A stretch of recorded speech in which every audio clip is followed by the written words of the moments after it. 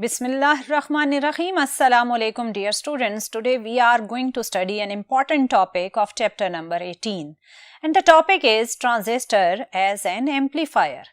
आपके बोर्ड के पेपर्स के पॉइंट ऑफ व्यू से भी ये एक इम्पॉर्टेंट टॉपिक है और वैसे भी इसको समझना थोड़ा सा ट्रिकी है. इसमें क्योंकि हम ये देखेंगे कि ट्रांजिस्टर कैसे इनपुट सिग्नल को एम्पलीफाई करता है. सो इसके लिए इसके सर्किट अरेंजमेंट के साथ साथ इसकी डेरिवेशंस, मैथमेटिकल फॉर्म्स को समझना भी बहुत ज़रूरी है. तो चलिए देखते हैं. जैसा कि टाइटल कहता है ट्रांजिस्टर एज एन एम्पलीफायर, तो इट मीन्स एम्पलीफायर का यूज़ कुछ ऐसा होगा जिसमें हम किसी स्मॉल इनपुट सिग्नल को एनलार्ज करके देखेंगे with the help of transistor. So amplifier अगर आपसे वैसे पूछा जाए सिंपली तो आप कहेंगे कि कोई ऐसी डिवाइस जो इनपुट पर मिलने वाले सिग्नल को एनलार्ज करे, उस डिवाइस को आप कहेंगे एम्पलीफायर. और यही काम अगर हम ट्रांजिस्टर से लें कि ट्रांजिस्टर को हम अपना एक स्मॉल इनपुट सिग्नल दें और उस सिग्नल को आप एम्पलीफाई कर लें आउटपुट पर, तो वो कहलाएगा ट्रांजिस्टर एज एन एम्पलीफायर. सो यहाँ तक हमें ये पता चला कि एम्पलीफायर उस डिवाइस को कहा जाएगा जो किसी भी स्मॉल इनपुट सिग्नल को मैग्नीफाई करे, एम्पलीफाई करे. So what is amplifier? इसके जब आप आंसर को स्टार्ट करेंगे, how can we use a transistor as an amplifier, ये बेसिक क्वेश्चन है. तो इसमें सबसे पहले आप एम्पलीफायर की स्टेटमेंट बताएंगे जो कि आपने अभी देखा कि वो डिवाइस जो किसी भी इनपुट सिग्नल को एम्पलीफाई करे उसे हम क्या कहेंगे? उसे हम कहेंगे amplifier. A device which can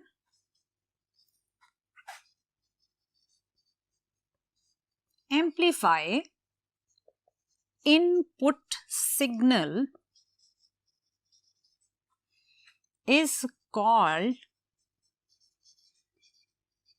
amplifier. And transistor can be used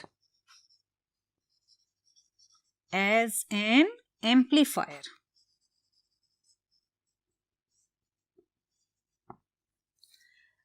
transistor को आप किस तरह यूज करेंगे एज एन एम्पलीफायर, उसको समझने के लिए हमें देखना पड़ेगा कि आप ट्रांजिस्टर को सर्किट में किस तरह कनेक्ट करते हैं. हमने इससे पहले जो लेक्चर्स थे उनमें देखा कि आपने कैसे कॉमन बेस कनेक्शंस में ट्रांजिस्टर को कनेक्ट करना है. आज आपको थोड़ा सा उससे डिफरेंट आपको दिखाएंगे कि अगर आपके पास एक ट्रांजिस्टर है और आप कॉमन बेस की बजाय कॉमन एमिटर कनेक्शंस करना चाहें तो किस तरह कनेक्ट करेंगे. इस वक्त आप देख रहे हैं कि ये मेरे पास एक NPN ट्रांजिस्टर है. अगर इसके साथ मैं सिंपल एक DC सोर्स कनेक्ट करूं तो मेरे पास सर्किट में कोई भी करंट फ्लो नहीं करेगा, बल्ब ऑन नहीं होगा. चाहे मैं बैटरी की पोलैरिटीज को एक्सचेंज भी कर दूं तो भी बल्ब ऑन नहीं हो रहा. सो यहाँ तो ट्रांजिस्टर बिल्कुल कोई भी वर्किंग कंडीशन जनरेट नहीं कर रहा. सो अगर हम इस DC सोर्स के साथ साथ हेल्प ले लेते हैं एक और DC सोर्स की और उस DC सोर्स को कुछ इस तरह कनेक्ट करते हैं, तो इन कनेक्शंस पर अगर आप गौर करें तो जो एमिटर वाली साइड है वहां पर दोनों DC सोर्स का एक एक टर्मिनल कनेक्ट हो रहा है. यहां से हमें यह पता चलता है कि इमिटर इस वक्त दोनों बैटरीज के बीच में शेयर हो रहा है. जैसे ही आपने सेकंड DC सोर्स कनेक्ट किया, आपके आउटपुट पर या जो पहले आपने DC सोर्स के साथ बल्ब कनेक्ट किया हुआ था और वो ऑफ था, अभी आप जैसे ही इस DC सोर्स को कनेक्ट करते हैं, ऑन किया आपने DC सोर्स, तो आपको बल्ब ग्लो करता हुआ नजर आने लग गया. सो है तो ये वही ट्रांजिस्टर, लेकिन इस कॉम्बिनेशन में कुछ ऐसा हुआ कि आपके पास ट्रांजिस्टर की जो आउटपुट है वहां पर सिग्नल जो पहले बिल्कुल जीरो था, अब वो बड़ा ही एम्पलीफाई होकर आपके बल्ब की ब्राइटनेस को इंक्रीज कर रहा है. अगर आप कॉम्बिनेशन ऑफ टर्मिनल्स पर गौर करें तो जो आपने सेकेंड डीसी सोर्स कनेक्ट किया बिटवीन एमिटर एंड बेस, वो जनरेट कर रहा है फॉरवर्ड बायसिंग, जो कि आप बहुत डिटेल में पहले पढ़ चुके हैं कि अगर सेम टर्मिनल्स कनेक्टेड हो, पी साइड कनेक्टेड हो पॉजिटिव के साथ और एन साइड कनेक्टेड हो नेगेटिव ऑफ डीसी सोर्स के साथ, तो फॉरवर्ड बायसिंग होती है। सो जो आपने सेकेंड डीसी सोर्स कनेक्ट किया between emitter and base junction, वो इस वक्त है फॉरवर्ड बायसिंग में, और जो पहले वाला डीसी सोर्स आपने कनेक्ट किया हुआ था बिटवीन एमिटर एंड कलेक्टर, वो है फॉरवर्ड बायसिंग में नहीं, वो है रिवर्स बायसिंग में। सो अभी भी आपकी ट्रांजिस्टर की जो बायसिंग कंडीशंस हमने पढ़ी थी वो सेटिस्फाई हो रही हैं। एक जंक्शन है फॉरवर्ड बायस्ड और एक है रिवर्स्ड बायस्ड, और आपको जो आउटपुट मिल रही है बिटवीन कलेक्टर एंड एमिटर, वो आउटपुट आपके पास एम्पलीफाई होकर आ रही है। अगर आप सेकेंड डीसी सोर्स जो कि फॉरवर्ड बायसिंग में कनेक्टेड है उसकी वैल्यू को थोड़ा सा चेंज करते हैं तो आपके पास बेस करंट इसमें चेंज होगा, और कलेक्टर करंट जैसा कि आप जानते हैं कि वो प्रोपोर्शनल होता है बेस करंट के। तो जैसे ही फॉरवर्ड बायस्ड बैटरी ने पोटेंशियल इंक्रीज किया, बेस करंट बढ़ा।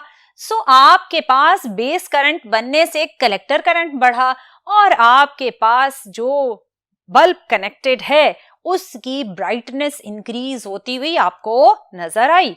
सो यहाँ हमें ये पता चला कि आप ट्रांजिस्टर को मिलने वाला जो इनपुट है उसको वेरी करके उसके आउटपुट की वेरिएशंस भी जनरेट कर सकते हैं। सो ये तो था प्रैक्टिकली कैसे एक एनपीएन ट्रांजिस्टर कॉमन एमिटर वाली सिचुएशन में आप कनेक्ट कर सकते हैं।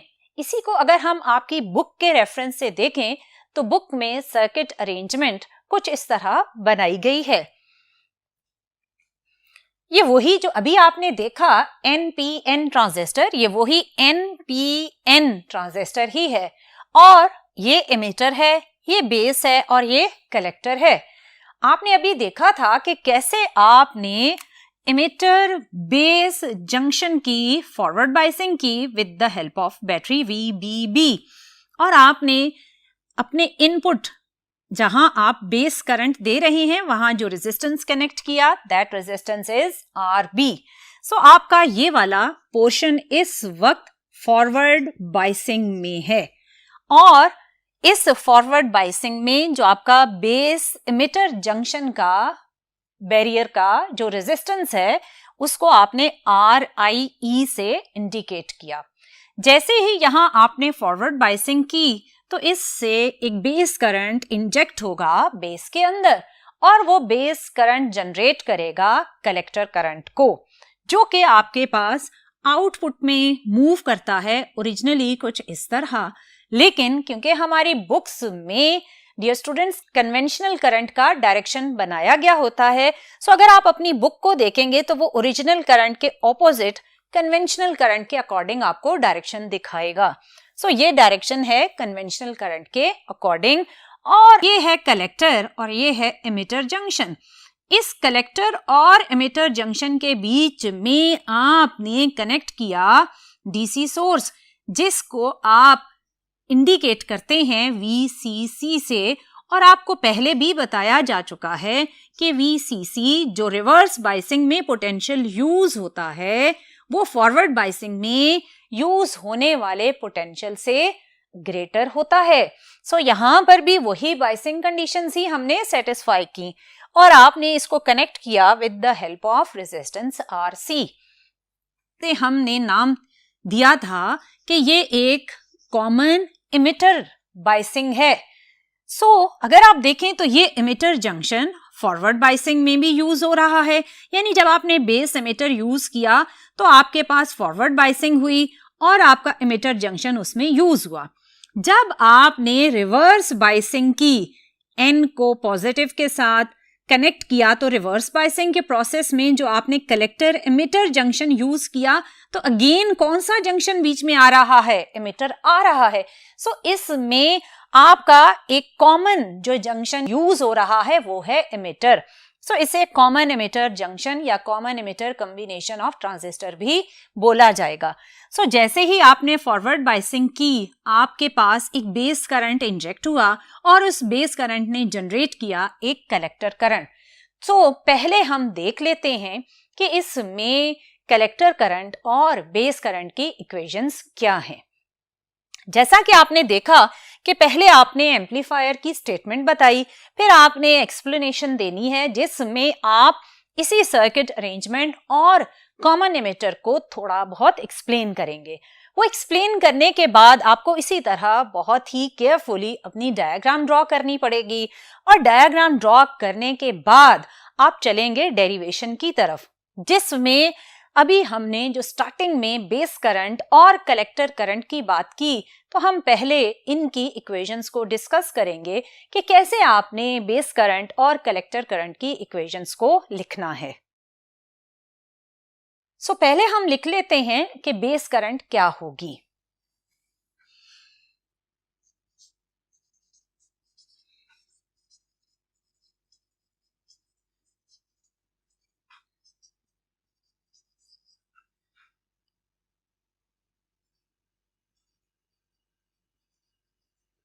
Base current because of forward biasing किसकी की आपने? फॉरवर्ड बायसिंग आपने की बेस एमिटर जंक्शन की।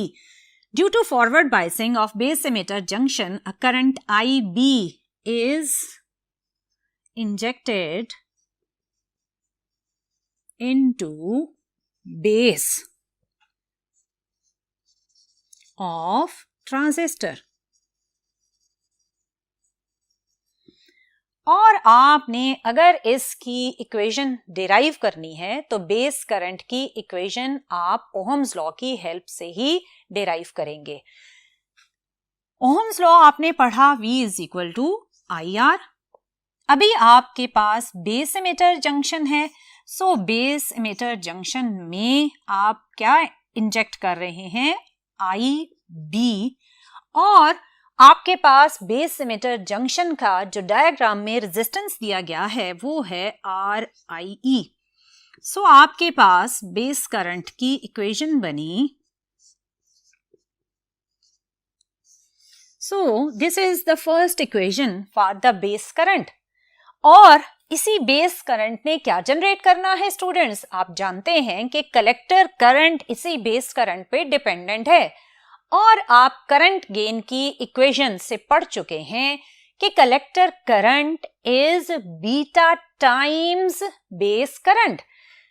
जो मैंने अभी बात की ये इस इक्वेशन से रिलेटेड है, where beta is the current gain, IC is the collector current, IB is the base current और कलेक्टर करंट है बीटा टाइम्स बेस करंट। और आपके पास ये है बेस करंट की equation.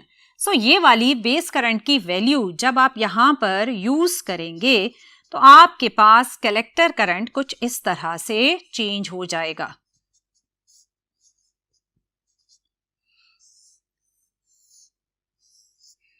So this is the equation for collector current which is generated at the collector because of the base current।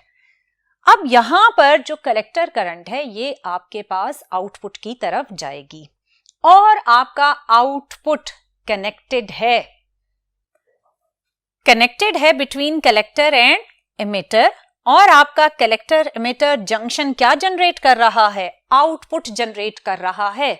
सो अगर आपने ये आउटपुट फाइंड आउट करनी है कि इस कलेक्टर एमिटर जंक्शन के बीच में क्या आउटपुट पोटेंशियल है, तो इसका मतलब ये हुआ कि आपने आउटपुट फाइंड आउट करनी है VCE के बीच में, which means collector emitter potential is equal to output potential.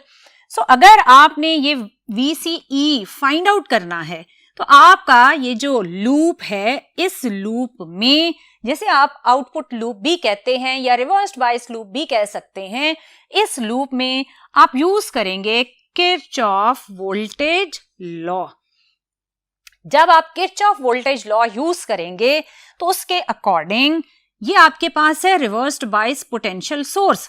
ये पोटेंशियल सोर्स जब पोटेंशियल देगा आपके कलेक्टर एमिटर जंक्शन को, तो इसका पोटेंशियल आरसी के अक्रॉस भी ड्रॉप होगा और कलेक्टर एमिटर जंक्शन के अक्रॉस भी ड्रॉप होगा। सो ये वीसीसी दो जगहों पर पोटेंशियल ड्रॉप शो करेगा।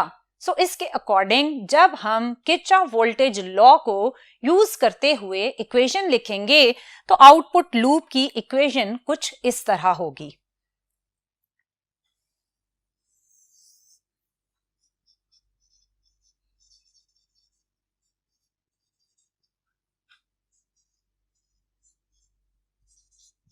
हमने यूज करना है Kirchhoff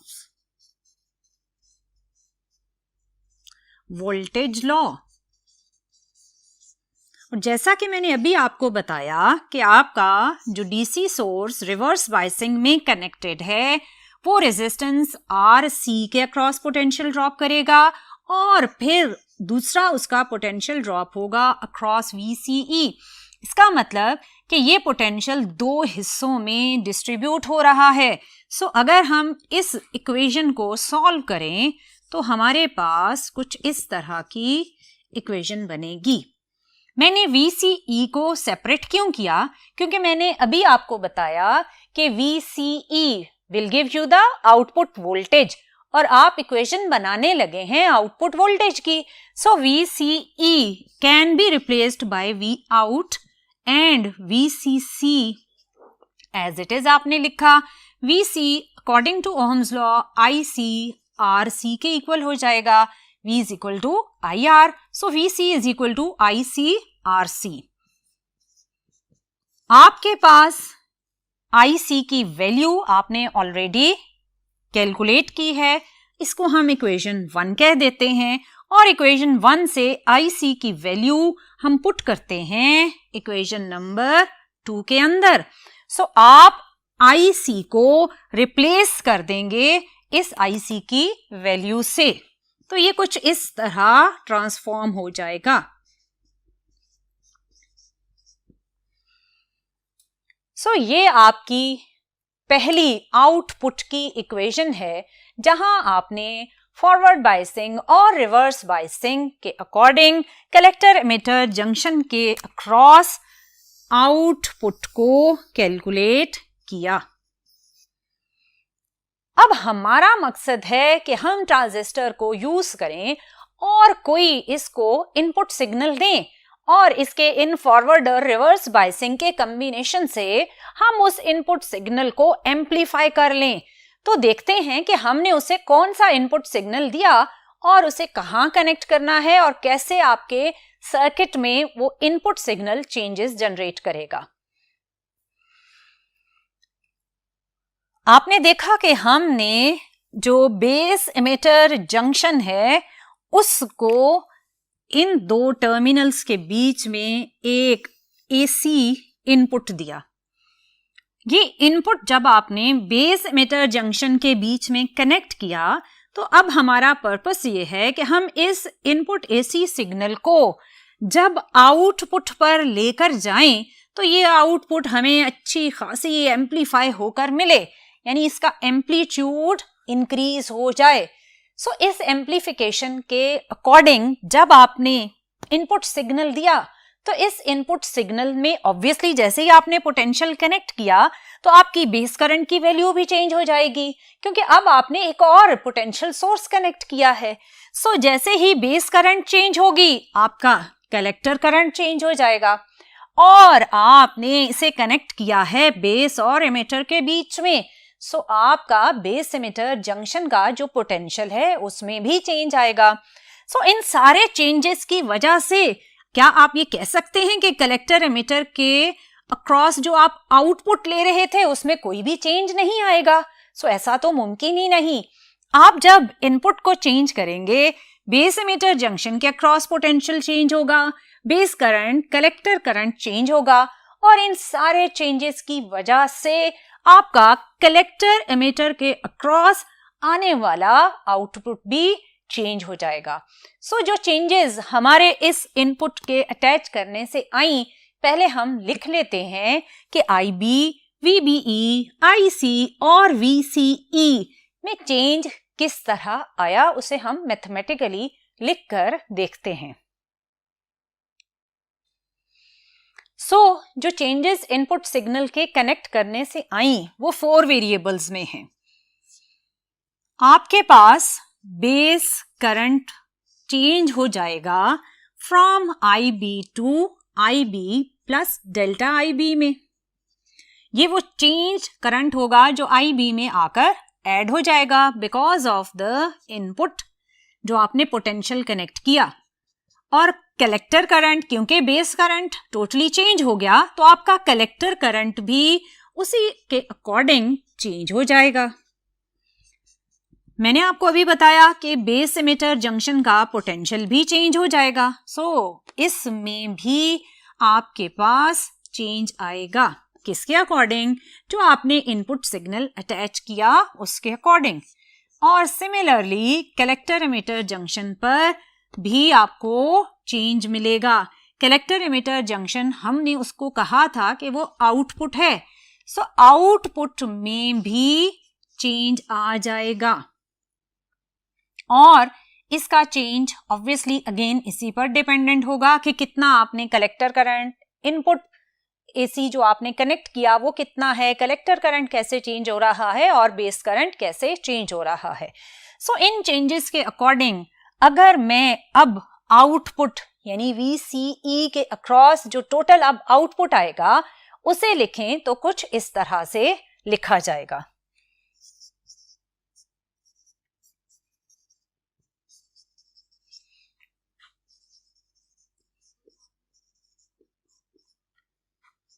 output potential across collector emitter junction is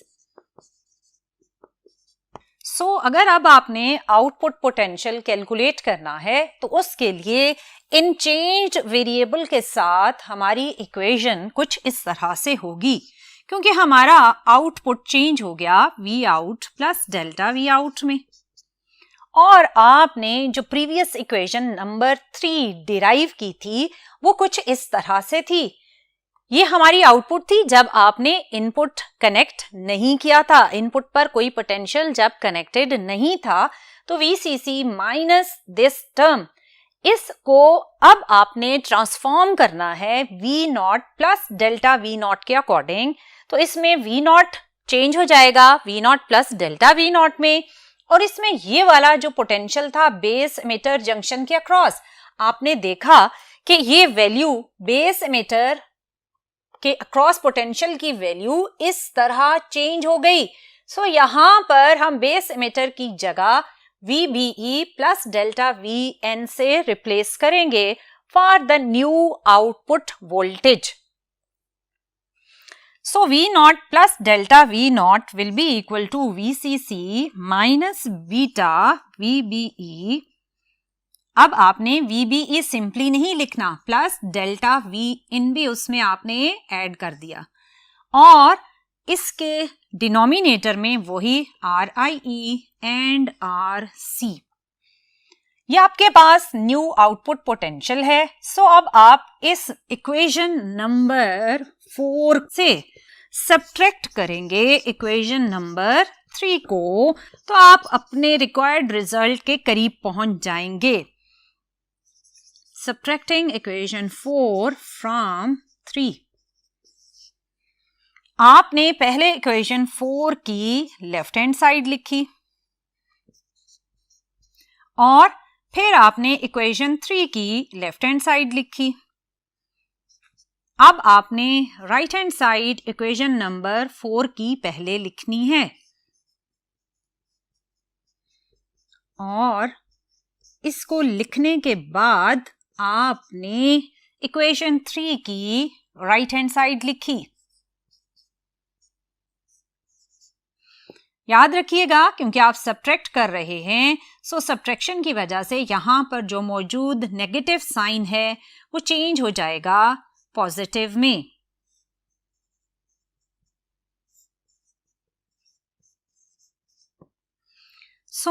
ये आपके पास subtraction of equation 4 from equation 3, इसमें ये वाली टर्म्स कैंसिल हो गई और इस साइड पर भी आपके पास ये टर्म इस टर्म से कैंसिल हो जाएगी। जो रिमेनिंग फैक्टर्स हैं उन्हें हम लिख लेते हैं। अब बीटा को आप इन दोनों के साथ अलग अलग मल्टीप्लाई कर लें। ये प्लस ये माइनस, तो ये आ जाएगा माइनस में। Beta delta V in over R I E और साथ आर सी इसके साथ भी मल्टीप्लाई हो रहा है और आर सी इसके साथ भी मल्टीप्लाई होगा और ये हमारी टर्म रिमेनिंग है, beta V B E over R I E R C. अब अगर आप देखें तो आपकी ये टर्म और ये टर्म सेम है बट ऑपोजिट साइंस के साथ हैं, सो आप इनको बड़े आराम से कैंसिल कर देंगे। यहां पर जो टर्म बची थी वो थी आपके पास delta V out which is the new output potential. So जो रिमेनिंग टर्म्स हैं उन्हें आपने लिखा तो आपके पास रिमेनिंग फैक्टर्स कुछ इस तरह से हैं।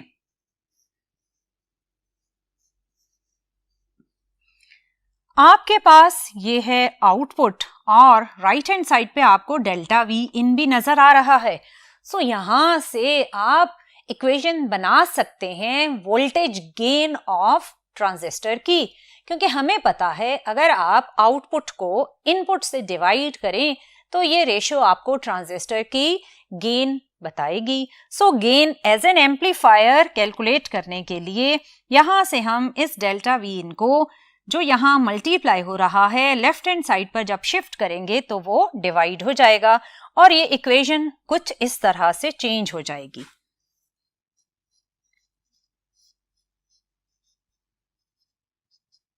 आपने v इन को डिनोमिनेटर में लेफ्ट हैंड साइड पर लाकर डिवाइड किया तो जो रिमेनिंग इस साइड पर फैक्टर्स हैं वो हैं आपके पास beta R C over R I E. ये आपके पास है ratio of output over input, इसे आप बोलते हैं gain of transistor is equal to delta V out over delta V in और लेट्स सपोज हम इसे A से इंडिकेट करते हैं।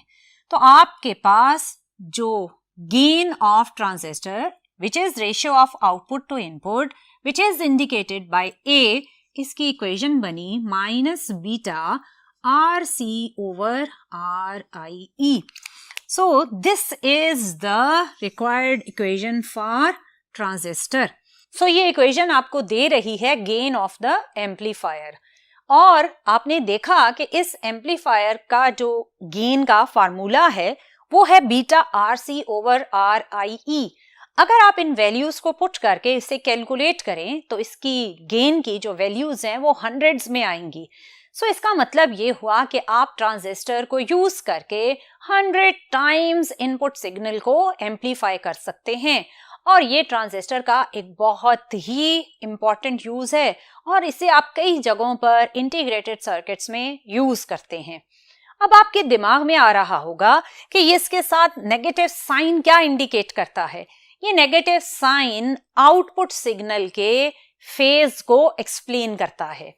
जब आप ट्रांजिस्टर से सिग्नल को एम्पलीफाई करेंगे तो आउटपुट पर मिलने वाला सिग्नल इनपुट सिग्नल से 180 डिग्री आउट ऑफ फेज होगा, जिसका मतलब ये है कि अगर आपका इनपुट सिग्नल कुछ इस तरह का था तो आपका जो आउटपुट सिग्नल होगा उसमें जहां पर आपका क्रस्ट होगा वहां आपको मिलेगा ट्रफ।